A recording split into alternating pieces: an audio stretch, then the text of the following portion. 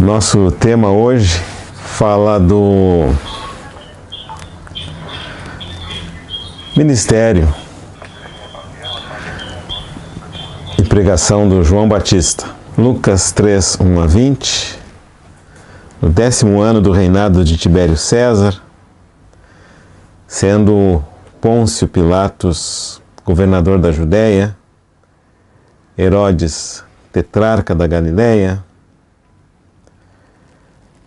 seu irmão Filipe tetrarca da região da Itureia, e Traconites e Lisânias tetrarca de Abilene.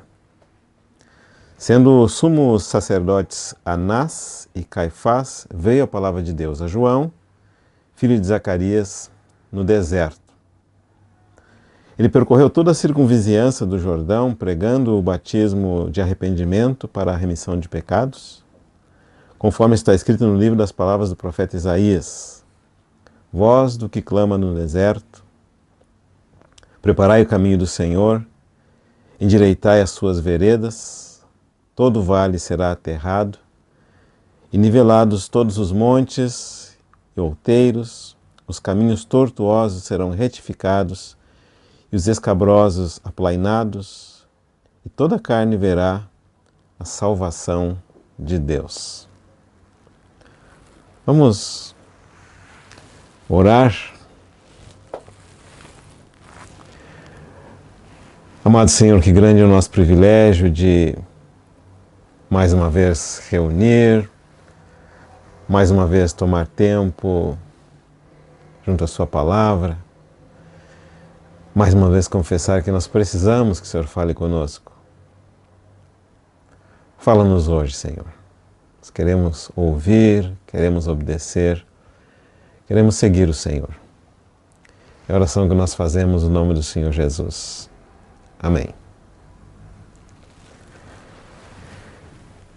Essa narrativa do aparecimento do João, do seu ministério, ela ocorre depois que no Evangelho de Lucas nos é falado a respeito da juventude, da infância e juventude do nosso Senhor, e antes da manifestação pública do Senhor. Até aquele momento o Senhor estivera obscuro, escondido, lá na Galileia, um lugar longe, fora da visão do público. Mas a partir de agora o Senhor vai começar o seu ministério publicamente. A partir de agora ele vai falar o que é o seu reino. Ele vai dizer pelo que ele veio. Ele não somente vai falar e ensinar com muita autoridade, mas vai também provar por muitas obras e prodígios que ele de fato está trazendo algo novo. O reino de Deus, algo que não fazia parte da história até aquele momento. Antes então do nosso Senhor aparecer, temos esse personagem, o João Batista, e o seu ministério. Lá no Evangelho de Mateus, no capítulo 3, pode abrir conosco, por favor, nós temos a mesma narrativa que em Lucas. Essa narrativa aparece em Lucas, Mateus e Marcos, não aparece em João.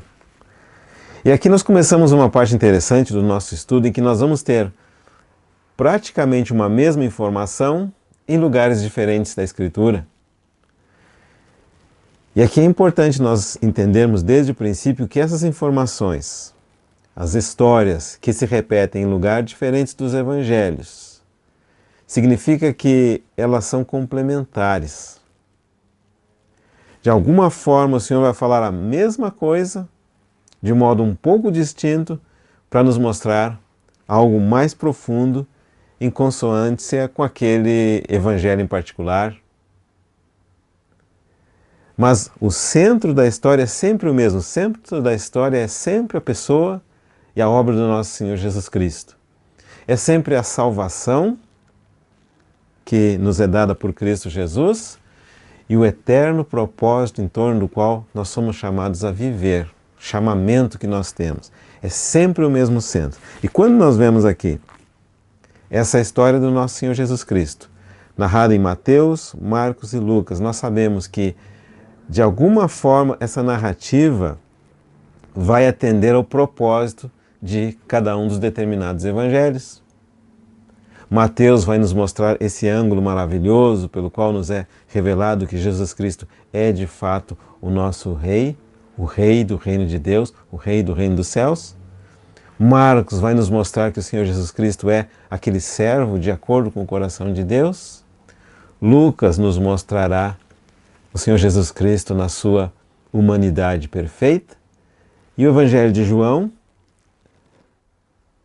mostra o Senhor Jesus como o Filho de Deus.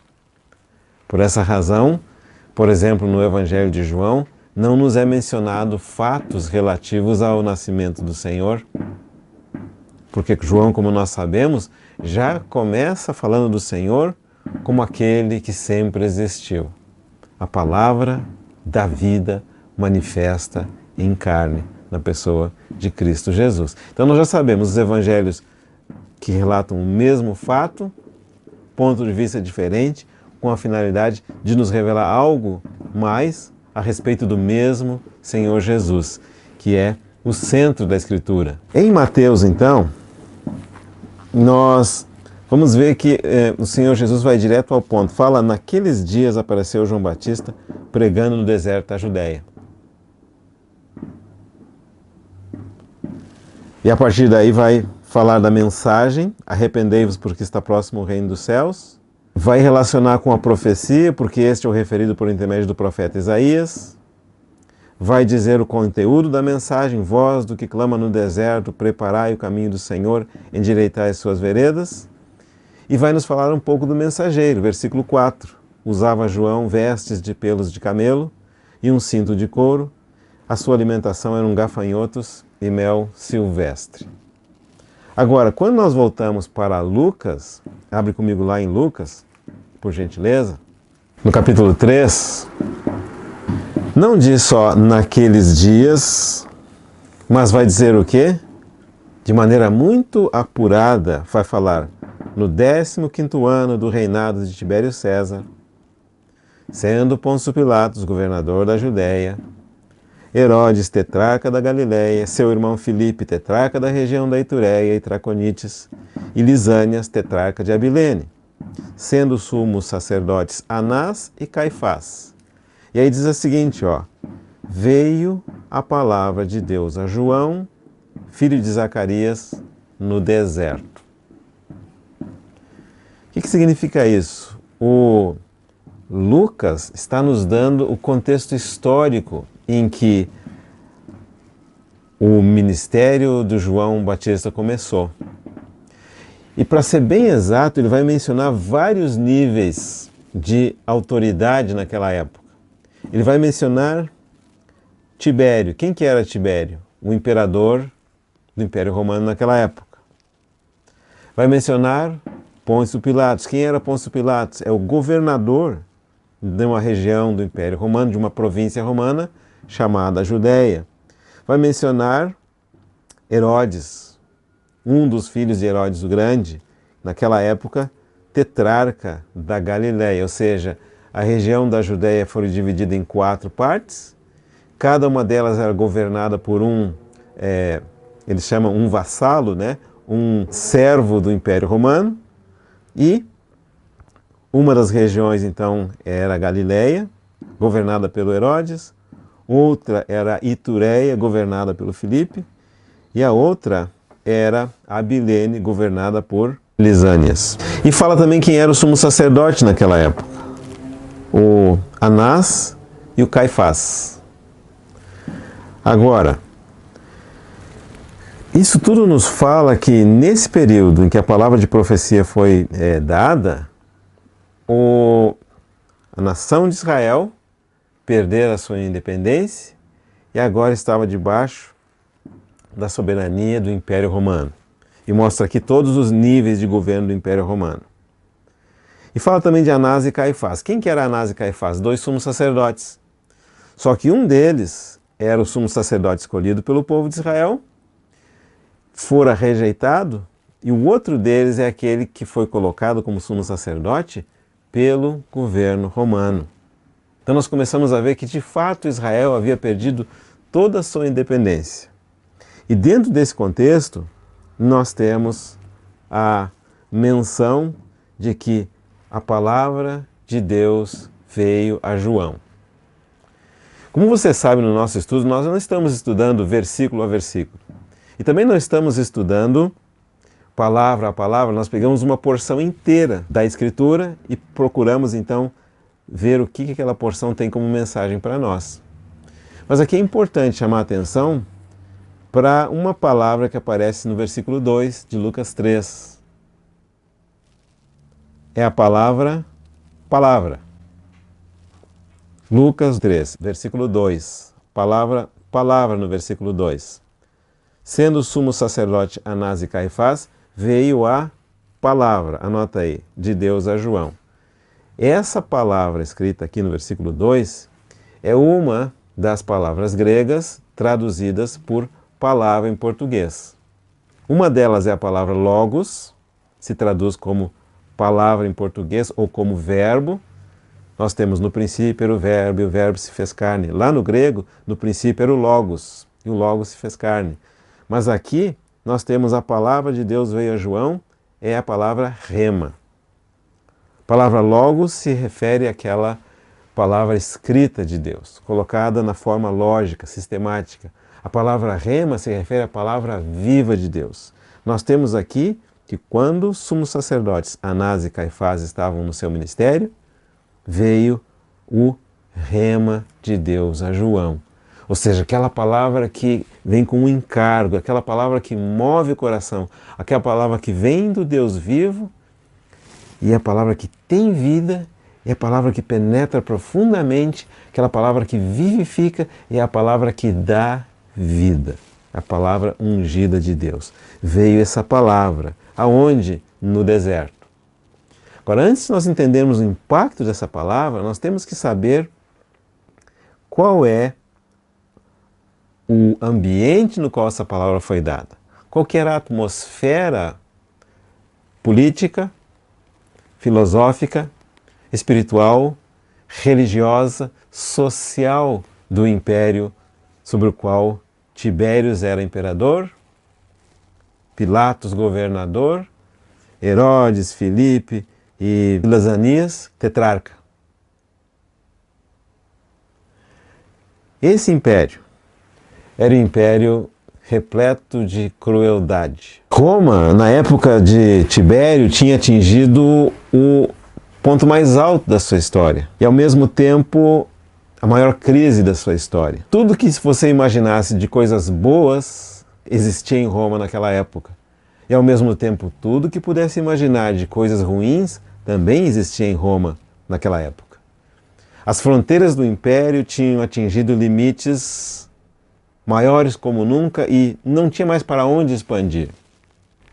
O imperador era o comandante em chefe do exército, 340 mil soldados, havia um senado que era inteiramente submisso ao César e a religião deles, eles adoravam o homem, adoravam ou o imperador ou pessoas ricas. Roma como cidade tinha esse contraste entre miséria de um lado e o luxo exagerado do outro, quase como o nosso Rio de Janeiro. Quando você vai ao Rio de Janeiro, você vai ver que de um lado tem coisas e edificações maravilhosas, de outro lado temos as favelas. Roma era assim, por um lado luxo extremo, por outro lado miséria extrema. De uma população de 2 milhões de habitantes de Roma naquela época, da cidade de Roma, cerca da metade eram escravos. Se nós tomarmos o império como um todo, 60% da população do império escravos. E essa escravidão era, como toda escravidão, baseada em desumanidade e crueldade indescritíveis, corrupção por todo lado. Os cidadãos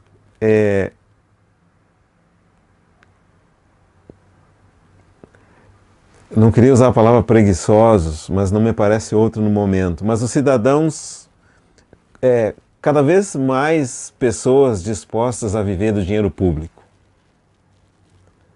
Não queriam trabalhar. Para eles o trabalho manual era vergonhoso. Com exceção da agricultura, o ideal de vida deles era quanto mais você ganhasse, com menos trabalho, especialmente trabalho manual, melhor. E o ideal era, quanto mais você vivesse às custas do Estado, melhor do ponto de vista deles. Além disso, do ponto de vista da filosofia, tinha duas coisas que eram características. Por um lado, uma filosofia chamada estoicismo, baseada no orgulho, e era o caráter nacional deles. A outra, dos epicureanismo, que era baseado na sensualidade, ou seja, quanto mais você aproveitar a vida, melhor. Como resultado, era uma sociedade em desespero e uma sociedade sem fé em Deus. Por um lado, esses estoicistas queriam cada vez mais para si mesmos. Por outro lado, os dos epicureanistas, eles queriam desfrutar a sua vida. Quanto mais desfrute, melhor. Religião. A religião que os romanos tinham era uma combinação de todas as demais. Eles toleravam a religião de cada uma das nações que eles iam conquistando. Eles incorporavam os rituais das outras religiões à sua própria religião, desde que houvesse uma dedicação e uma adoração ao imperador. Mas proliferava a adivinhação, sonhos, astrologia, necromancia, ou seja, consulta aos mortos e, acima de tudo, a superstição. E entre os romanos não havia uma importância ou uma ideia do que era a consciência. Por causa disso, o casamento perdeu a importância naquela sociedade. A santidade do casamento, ela era desconsiderada. Casava-se, descasava-se sem qualquer incômodo em termos de consciência. Não significava nada naquela época. Não só isso, tanto os homens quanto as mulheres se entregavam a práticas dissolutas.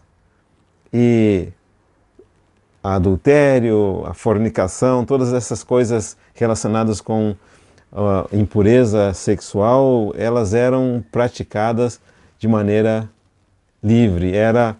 Cada um queria ser o dono do seu corpo, cada um queria ser o dono da sua vida e não dá satisfação para ninguém. Não só isso, o aborto e o assassinato de crianças comumente praticado. Práticas não naturais do sexo também amplamente divulgadas, inclusive os maiores filósofos deles, como se fossem os artistas deles, defendiam essas práticas todas. Não precisa mencionar que essas características do Império Romano são muito semelhantes às características do tempo que nós estamos vivendo. É impressionante as estatísticas dos números de aborto. E, de alguma forma, quanto mais progressista, quanto mais modernista é a sociedade, mais amplamente é difundido a prática do aborto. São milhões anualmente de crianças que são assassinadas ainda no ventre das suas mães. Isso é fato conhecido, as estatísticas comprovam. Não só isso, o número de divórcios é também impressionante nos nossos dias, e nós vemos que isso são todas características do tempo do fim. No tempo do fim nós teremos uma nova Roma, vamos dizer assim. Mas não só isso, o fato da escravidão tem as implicações terríveis em termos de sociedades.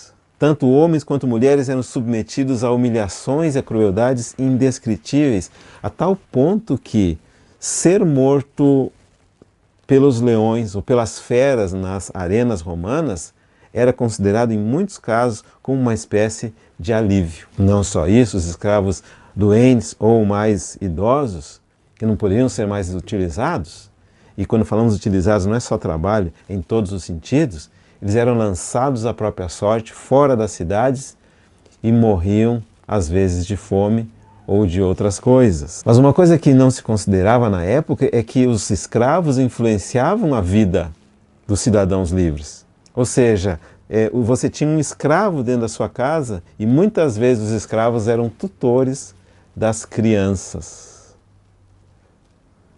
Não tem uma similaridade com a sociedade que nós estamos vivendo?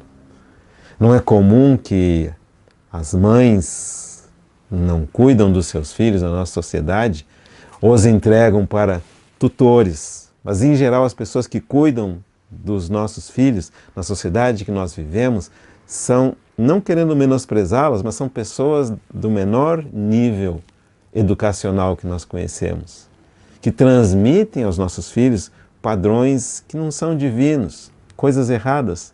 Então, essas coisas eram características de Roma naquela época. Não só isso, também uma falta de compaixão para com os pobres. Não havia hospitais, ninguém acolhia os doentes. No nosso caso, existem hospitais, mas não em número suficiente de leitos. E claro que só pode ter acesso a um hospital decente na sociedade que nós vivemos quem tem recurso financeiro. Não havia quem cuidasse dos pobres. Não havia tratamento fraternal. Não te soa isso parecido com o que nós estamos vivendo hoje? É claro. Mas foi nesse contexto, nessa época, nesse momento, em que a Bíblia diz: e a palavra de Deus veio a João. Como nós veremos mais tarde, essa palavra de Deus que veio para João é uma palavra que fala: arrependei-vos. O que significa arrepender? Muda de pensamento. Vá para a sua Bíblia e leia os pensamentos de Deus a respeito do trabalho. Temos de ir para a nossa Bíblia e ler os pensamentos de Deus a respeito do aborto. Temos que ir para a nossa Bíblia e ler os pensamentos de Deus a respeito do divórcio. Deus fala em Malaquias: eu odeio, eu abomino, eu detesto o divórcio. Entre outras coisas, Deus não quer a prática de certos tipos de relacionamento entre homens e mulheres e mulheres. Então, quando nós chegamos ao cristianismo, a palavra que vai preparar a vinda do Messias ao mundo, a entrada do Rei em seu ministério público, a palavra é necessário arrepender-se. É necessário ter mudado sua forma de pensar. O que o mundo diz que é casamento, nós não podemos considerar. Temos que ir àquilo que Deus diz que é casamento. O que o mundo diz que é aborto, nós não podemos considerar. Temos que ver o que Deus diz aos seus olhos do que é aborto. O que o mundo diz que é bom, nós temos que comparar com aquilo que diz a palavra de Deus. E nós precisamos estar dispostos a mudar de pensamento. Isso significa arrepender-se. No mundo vai dizer assim: eu sou meu Senhor. Mas a palavra de Deus vai dizer assim: tarde demais.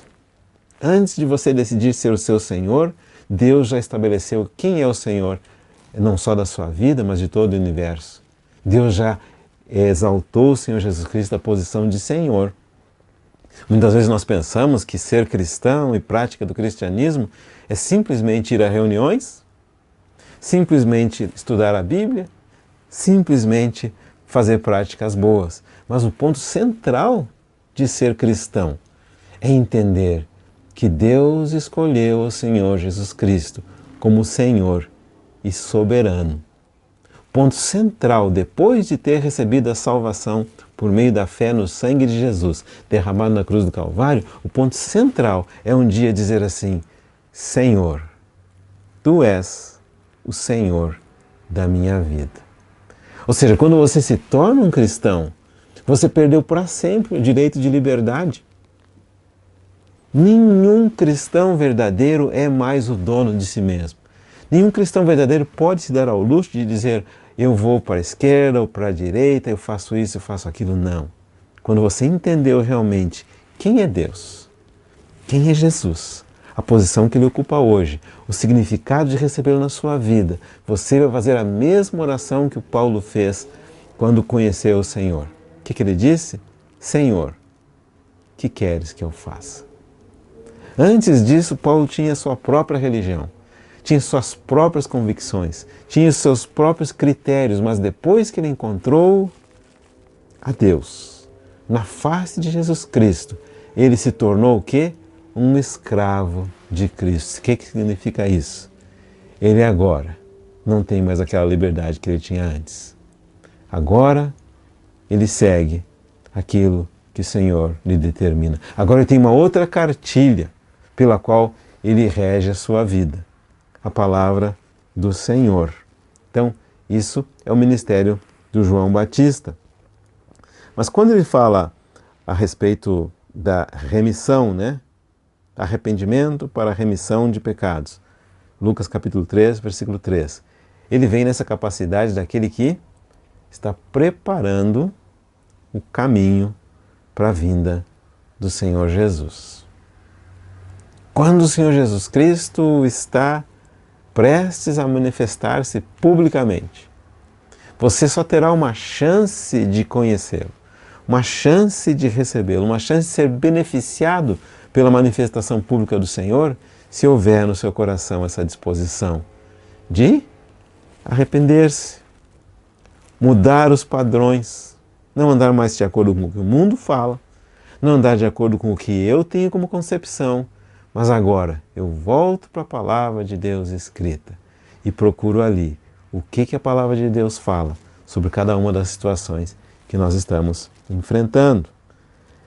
Mas ele diz, versículo 4, conforme está escrito no livro das palavras do profeta Isaías, voz do que clama no deserto, preparai o caminho do Senhor, endireitai as suas veredas, todo vale será aterrado, e nivelados todos os montes e outeiros, os caminhos tortuosos serão retificados, os escabrosos aplanados, e toda a carne verá a salvação de Deus. Num sentido, salvação é sim ter os nossos pecados perdoados e receber a vida eterna. No outro sentido, salvação é não ser mais donos de nós mesmos e submeter-nos ao senhorio do Senhor Jesus Cristo, aos padrões ensinados na sua palavra. Então, essas palavras, voz do que clama no deserto, preparai o caminho do Senhor, endireitai as suas veredas, elas descrevem o chamamento do João, o Batista. Elas descrevem o ministério do João Batista.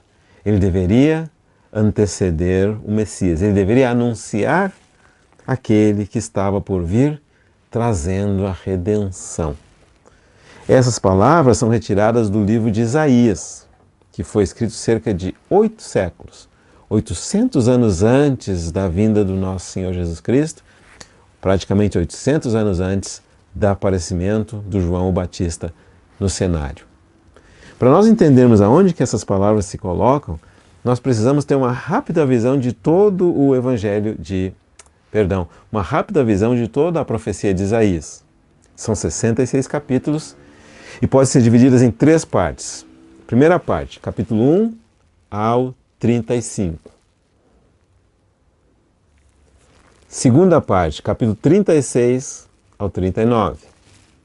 Terceira parte, capítulo 40 ao capítulo 66. Ok?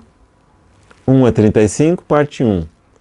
36 a 39, parte 2. 40 a 66, parte 3. A primeira parte, ela é praticamente de juízo, julgamento de Deus sobre as nações e sobre Israel.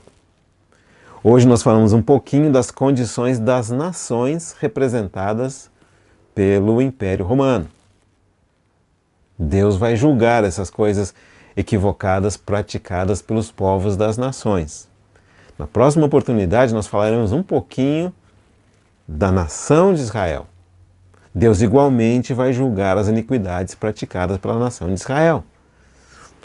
Os povos ou os gentios pecavam em ignorância, mas pecavam. O povo de Israel pecava com o conhecimento da lei, mas igualmente pecava. E sempre que há pecado, a resposta de Deus, por causa da sua santidade e justiça, não pode ser outra senão julgamento. Aborto, pecado.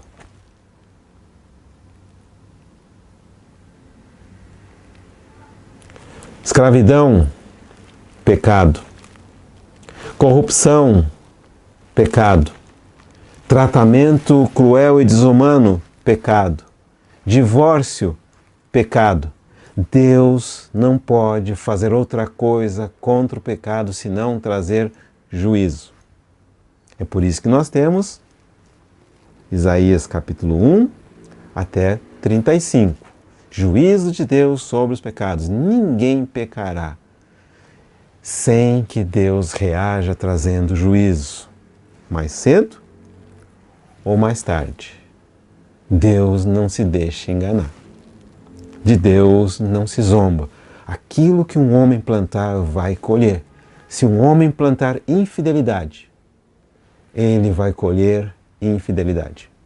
Se uma mulher plantar traição e adultério, ela colherá traição e adultério. O que o homem plantar, Deus trará juízo. Quando chegamos capítulos 36 a 39, é uma porção histórica do livro de Isaías, que não nos diz respeito nesse momento, porque nós nem mesmo estamos estudando Isaías, mas só para você saber, tem história ali dentro, que está em paralelo com história dentro dos reis.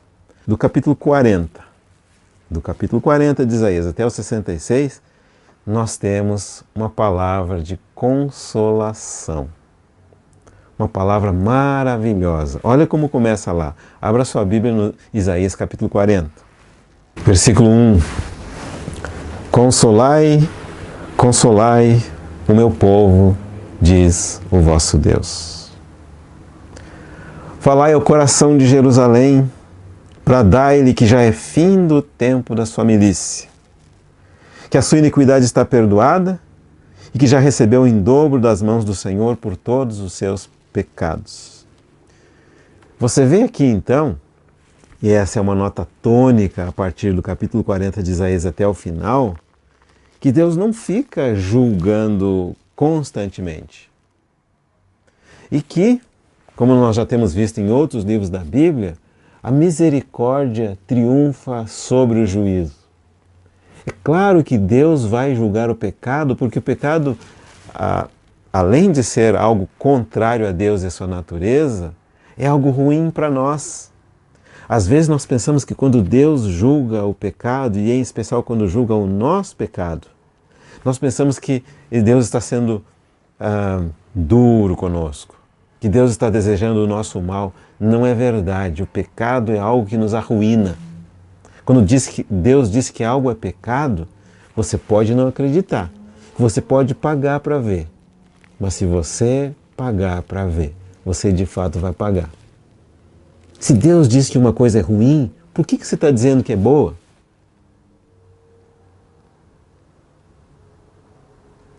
Porque é o meu sentimento. Porque é a minha experiência. Porque é a minha circunstância. Mas com quem você vai ficar? Com o seu sentimento? Com a sua experiência? Com a sua circunstância? Ou com a palavra de Deus? Mas eu não consigo. Deus não pediria para você fazer uma coisa que é impossível. Se você tivesse que escolher entre o seu sentimento e a palavra de Deus, fica 10.000 vezes com a palavra de Deus. Se você tiver que escolher entre a sua experiência e a palavra de Deus, fica 10.000 vezes com a palavra de Deus. Porque se você ficar no seu sentimento, se você ficar no seu pensamento. Ah, estou me sentindo bem. Se você ficar naquilo que você pensa, e especialmente naquilo que a sociedade acredita, sinto muito te dizer, nós estaremos em trevas. E quando as nossas trevas são em relação às coisas espirituais, você não sabe quão densas são essas trevas. Não sabe quão duras podem ser essas consequências. Mas graças a Deus, quando Deus traz o juízo, revela o pecado, limpa o pecado, perdoa o pecado, restaura, chega essa palavra de consolação. A Bíblia diz que Deus, o nosso Deus, é o Deus de toda consolação. É verdade que Ele abre a ferida muitas vezes, mas Ele é quem também cura essa ferida. E é nesse contexto, quando o Império Romano está repleto de corrupção, repleto de aborto, repleto de divórcio, repleto de coisas desagradáveis a Deus, escravidão e corrupção e preguiça, veio a palavra de Deus a João que estava no deserto. E que voz é essa? Uma voz que clama no deserto: preparai o caminho do Senhor, endireitai no ermo a vereda a vosso Deus. Isaías 43. Todo vale será aterrado, e nivelados todos os montes e outeiros. O que é tortuoso será retificado, e os lugares escabrosos aplanados. A glória do Senhor se manifestará, e toda a carne haverá, pois a boca do Senhor o disse. Uma voz diz: clama, e alguém pergunta: que hei de clamar? Toda a carne é como a erva, versículo 6, Isaías 40. E toda a sua glória como a flor da erva. Seca-se a erva e caem as flores, soprando nelas o hálito do Senhor. Na verdade, o povo é erva. Olha que coisa interessante aqui. A nossa glória humana, a nossa juventude, as nossas realizações humanas, as nossas realizações separadamente de Deus, a nossa beleza física, as nossas propriedades materiais, os nossos valores separadamente dos valores da Escritura, as nossas decisões, independentemente do conselho de Deus, elas são como uma flor, como uma erva. Nasce de manhã, está viçosa no meio-dia, o sol bate nela, de tardezinha ela murcha. Cai a sua flor e a erva se seca. Toda a edificação humana, seja ela uma empresa, seja ela um casamento, seja ela uma invenção, seja ela um projeto que não estiver edificado sobre os princípios eternos da palavra de Deus, mais cedo ou mais tarde vai secar. Tudo aquilo que não estiver baseado no princípio divino da palavra de Deus, mais cedo ou mais tarde vai cair a sua flor. Olha que palavra é essa, Isaías 46. Seca-se a erva e caem as flores, soprando nelas o hálito do Senhor. Na verdade, o povo é erva. Seca-se a erva e cai a sua flor, mas a palavra de Deus permanece eternamente. Tu, ó Sião, que anuncias boas novas, sobe a um monte alto, tu que anuncias boas novas a Jerusalém, ergue a tua voz fortemente. Levanta, não temas, e dize às cidades de Judá: eis aí está o vosso Deus. Eis que o Senhor Deus virá com poder, e o seu braço dominará, eis que o seu galardão está com ele, e adiante dele a sua recompensa. Olha que palavra maravilhosa aqui. Às vezes nós pensamos que o caminho, a decisão de seguir ao Senhor é muito difícil. Ele é muito pesado, mas fiquemos sabendo que nunca um mandamento que nos é dado pelo Senhor, ele nos é dado separadamente uma recompensa. Tem uma porção na Bíblia que fala assim, ó, honra ao teu pai e à tua mãe, para quê? Para que se prolongue os teus dias sobre a terra. Está percebendo aí a recompensa?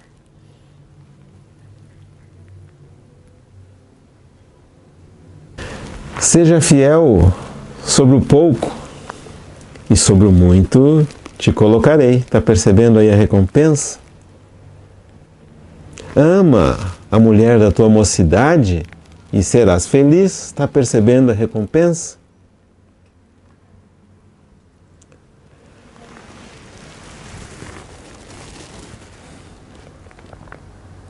Anda na luz do Senhor e andarás na luz da vida.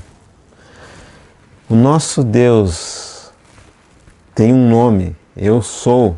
Tem outro nome, Jesus Cristo, e tem outro nome, galardoador. É verdade que existe um preço quando nós queremos obedecer à palavra do Senhor.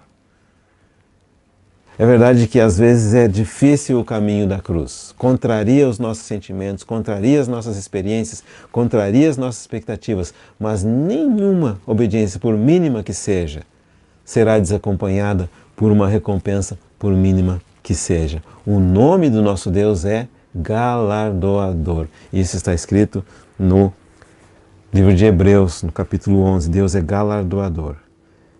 Versículo 11 de Isaías 40.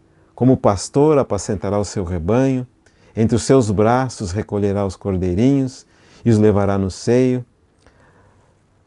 As que amamentam ele guiará mansamente. Então nós vemos que essa profecia de Isaías 40, de onde foram retiradas as palavras mencionadas 800 anos depois no Evangelho de Mateus com relação ao ministério do João Batista. É uma profecia proferida na parte do livro de Isaías chamado a parte da consolação. Que consolo nós temos aqui. O Senhor Deus virá com poder.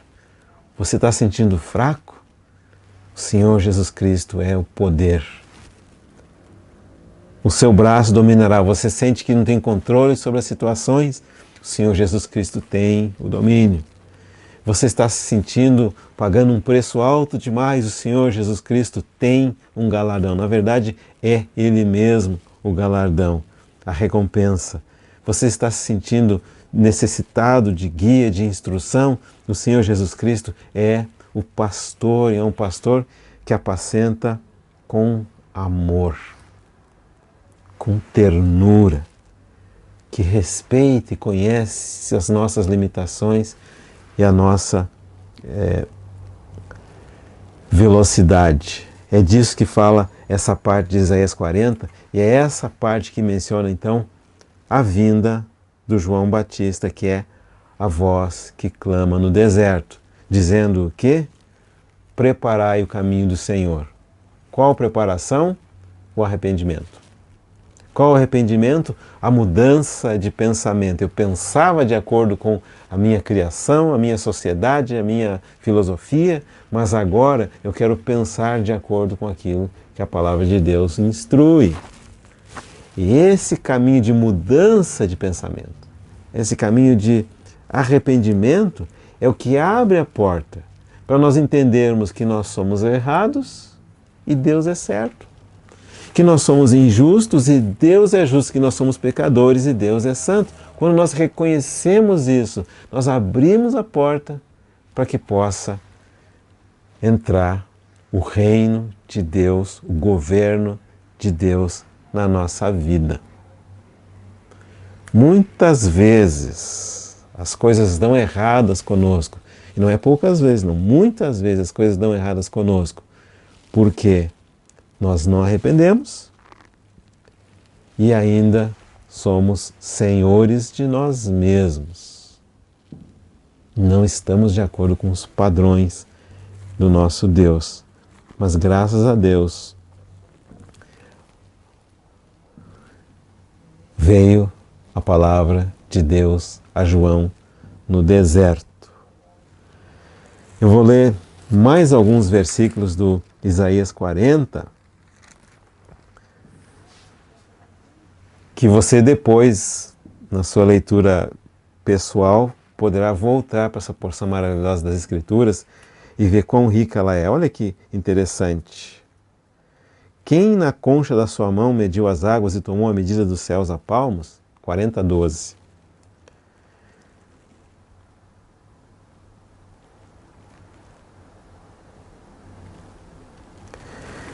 Versículo 13. Quem guiou o Espírito do Senhor ou como seu conselheiro o ensinou? Versículo 14. Com quem tomou ele conselhos para que lhe desse compreensão? Quem o instruiu na vereda do juízo e lhe ensinou sabedoria e lhe mostrou o caminho do entendimento? Eis que as nações são consideradas por ele como um pingo que cai de um balde e como um grão de pó na balança. As ilhas são como pó fino que se levanta. Versículo 17. Todas as nações são perante ele como coisa que não é nada. Ele as considera menos do que nada, como um vácuo. Versículo 18. Com quem comparareis a Deus, ou que coisa semelhante confrontareis com ele? Versículo 21. Acaso não sabeis, porventura não ouvis, não vos tem sido anunciado desde o princípio, ou não atentaste para os fundamentos da terra? Ele é o que está assentado sobre a redondeza da terra, cujos moradores são como gafanhotos. E é ele quem estende os céus como cortina e os desenrola como tenda para neles habitar. É ele quem reduz a nada os príncipes e torna em nulidade os juízes da terra. Mal foram plantados e semeados, mal se arraigou na terra o seu tronco, já se secam quando um sopro passa por eles e uma tempestade os leva como palha.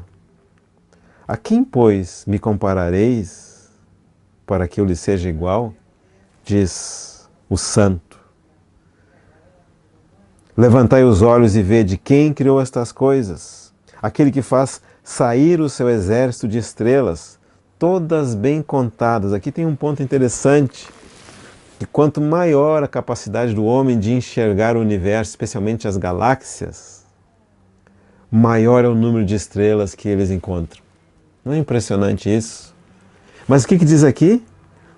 Que as estrelas é o Senhor que as conta, as quais Ele chama pelo nome. Não é impressionante? Se você estudasse astronomia, não astrologia, presta atenção, astronomia, a ciência, você veria que com os avanços que nós conseguimos, nós os seres humanos, na parte da astronomia, é possível de fato o homem dar um nome a certas configurações de estrelas que têm a sua posição marcada ou que se repetem. Temos o Cruzeiro do Sul, temos a Estrela do Norte. Nós que somos humanos conseguimos dar nomes a algumas estrelas, mas aqui diz que Deus dá o nome a todas as estrelas. Ele as conta e dá nome. Ele chama elas pelo seu nome. Por ser Ele grande em força e forte em poder, nenhuma só vem a faltar. E ele segue dizendo, agora se referindo ao povo de Israel, versículo 27. Por que, pois, dizes, ó Jacó, e falas, ó Israel, o meu caminho está encoberto ao Senhor e o meu direito passa desapercebido ao meu Deus? Não sabes, não ouviste que o eterno Deus, o Senhor, o Criador dos fins da terra, nem se cansa, nem se fatiga, não se pode esquadrinhar o seu entendimento? O que ele está dizendo aqui? Deus sabe de tudo. Ele é o Criador. Quando nós pensamos, Deus não me ouve, Deus não está a par do meu sofrimento, nós esquecemos que Deus é o Deus Criador. E quando nós começamos a pensar, Deus não me ouve, Deus não está a par do meu sofrimento, Deus não sabe por tudo que eu estou passando, Ele vai dizer assim, que Deus faz forte ao cansado. e multiplica as forças ao que não tem nenhum vigor. Os jovens se cansam e se fatigam, e os moços de exaustos caem, mas os que esperam no Senhor renovam as suas forças, sobem com asas como águias, correm e não se cansam, caminham e não se fatigam. E a partir daqui começa o capítulo 41 de Isaías. E nesse capítulo 41 vai aparecer no versículo 8 uma expressão peculiar. Mas tu, ó Israel, servo meu, tu, Jacó, a quem elegi, descendente de Abraão, meu amigo, tu a quem tomei das extremidades da terra e chamei dos seus cantos mais remotos, e a quem disse, tu és o meu servo, eu te escolhi e não te rejeitei. Claro que Israel estava passando por muitas dificuldades. Claro que Israel passou por muitos desafios, por muito sofrimento, mas aqui tem um aspecto. Israel sofria por seus pecados, a primeira parte do livro de Isaías, mas Israel também sofria por quê? Porque era servo do Senhor. E quando um servo do Senhor sofre, não significa que ele está sendo rejeitado, ao contrário, é por ele ser servo. E ele vai dizer assim, ó, tu és meu servo.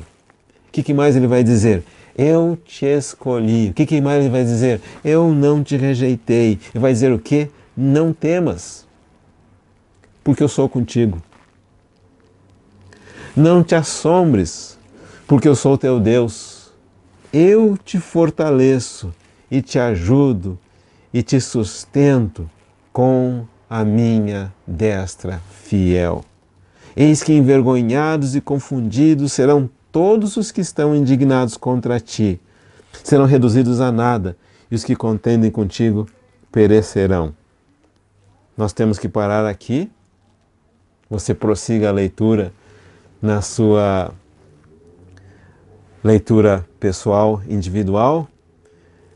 Nós não prosseguiremos hoje aqui nesse ponto, mas para concluir o raciocínio de hoje, o ponto que nós queremos falar é que aqui aparece no capítulo 41 que Israel é o servo do Senhor e que o Senhor não rejeitou, que o sofrimento do seu servo não passa desapercebido aos olhos do Senhor e que ele é cheio de consolo, ele é cheio de conforto, ele é cheio de palavras dizendo eu sou contigo, eu te ajudo, envergonhados serão os teus inimigos, eu te supro, não tenha medo.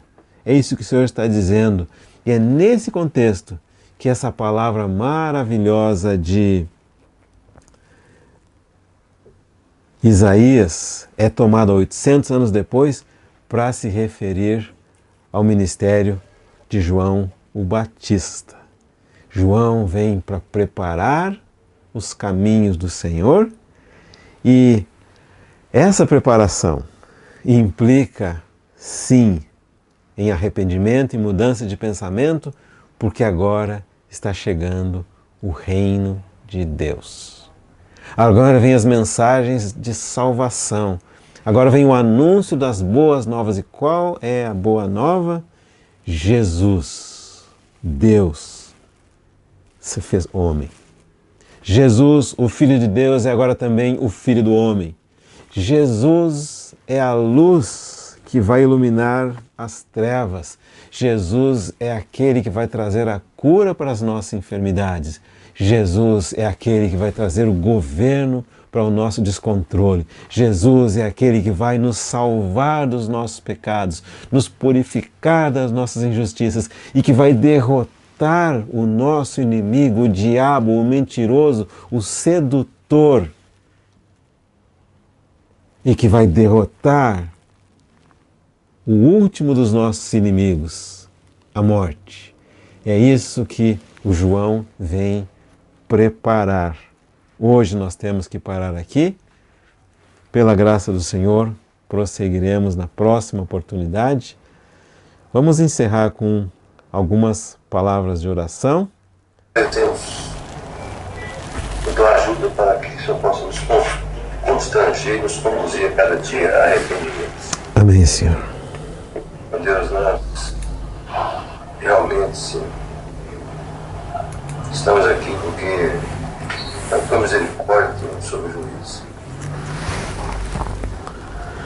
Amém, Senhor. Contando com a tua graça, com a tua misericórdia, Senhor. Buscando, Senhor, a tua luz. Reconhecendo todas as trevas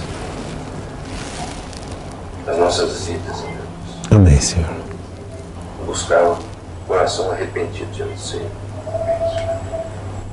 Nos ajude, Senhor, a cada dia buscar o teu reino em primeiro lugar, Amém, para que Senhor. as outras coisas sejam acrescentadas.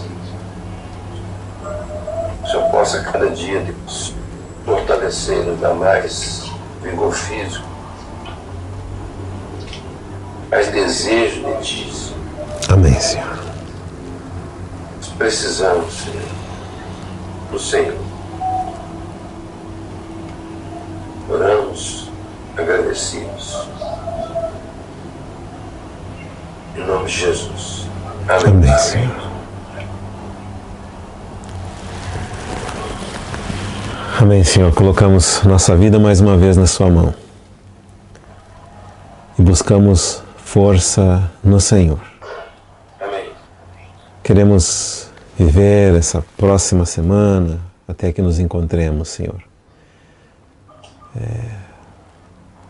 Cheios de esperança. Não em nós mesmos, mas esperança no Senhor. Na Sua fidelidade. No Seu amor, no Seu poder, na Sua graça. Na Sua misericórdia. Muito obrigado, Pai, no nome do Senhor Jesus. Amém. Até a próxima.